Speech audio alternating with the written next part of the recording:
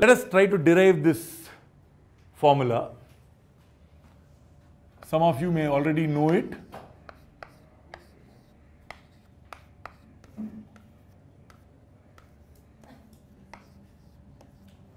Do you know this formula? This fellow happens to be A plus B plus C into A square plus B square plus C square minus AB minus BC minus CA. Notice that A plus B plus C whole square will have a plus 2 times AB plus BC plus CA. This is minus AB minus BC minus CA. So this product is equal to A cube plus B cube plus C cube minus 3ABC. Easy to prove. Just multiply. Okay. So later, how many of you know some amount of complex numbers? So you know the cube roots of 1? Omega, right? 1 omega, omega square. If you know that, this turns out to have a much more useful form. And the form is A plus B plus C into A plus B omega plus C omega square into A plus B omega square plus C omega.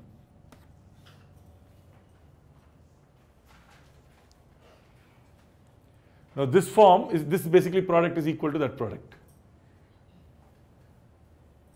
They are exactly the same if you multiply, but you don't know right now what omega is. Omega to the power of 3 turns out to be 1, but omega is not 1.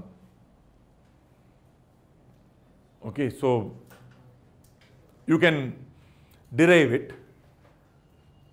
So for example, if I have x cube is 1, what are all the roots of x cube equal to 1? X is 1. But you can also write this as x cube minus 1 is 0, which means x minus 1 into x square plus x plus 1 is 0. And usually we think that this does not have any roots. So therefore we conclude x is 1. But that is the real root. Now if I want this fellow to be 0, x square plus x plus 1 to be 0, x has to be minus b plus or minus root of b square minus 4ac by 2a. So minus 1 plus or minus root of minus 3. So we'll write it as root of 3 I. Root of minus 1 we'll write it as I.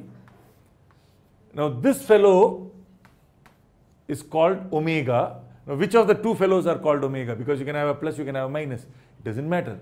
One of them you call omega. The other one turns out to be omega square. Okay. And if you cube this one, you are like cubing that one. This was the root of this equation. So if I take 1 plus omega square, because I'm substituting into this equation, it must be 0. And since this is 0, the product is 0, so omega cube must be equal to 1. Okay? We will spend a lot more time on this when we get to complex numbers. But basic idea is that this is very useful when we are trying to break down expressions like this. So this we will study a little later. But this I want you to know now. Now many times, many times, you will end up saying a plus b plus c is 0. They will give you expressions where they will say a plus b plus c is 0. And if a plus b plus c is 0, then what? A cube plus b cube plus c cube is equal to 3abc. So sometimes people will just give that as a statement. They will say if a plus b plus c is 0, then a cube plus b cube plus c cube is 3abc. But that's just a very simple way of stating this thing.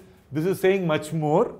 Of course, if this is 0, obviously that is equal to 0. So a cube plus b cube plus c cube is equal to 3abc. You should be able to use this formula whenever it comes up. So remember this as one of the various formulas to memorize. Like you remember a cube plus b cube formula, right? Does it come out of this?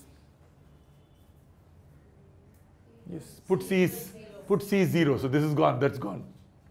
Put c is 0. This is gone. A plus b, a square plus b square. This is gone. This is gone. Minus ab. Okay, but obviously you're not going to remember this formula to remember that one.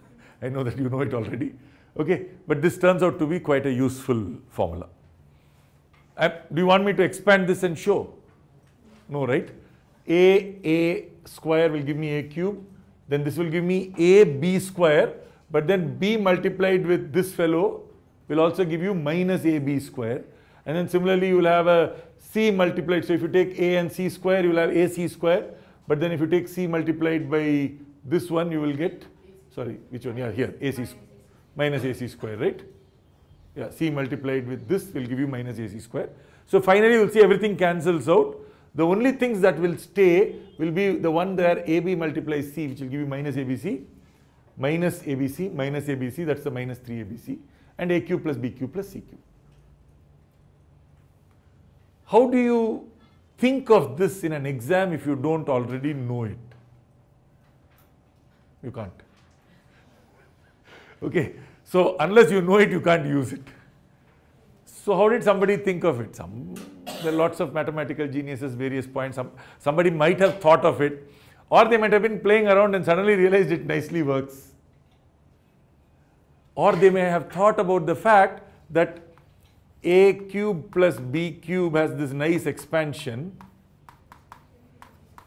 and they were looking for a long time about what to do with a cube plus b cube plus c cube. They were playing around with this to see if something will work, and they figured out that this will work.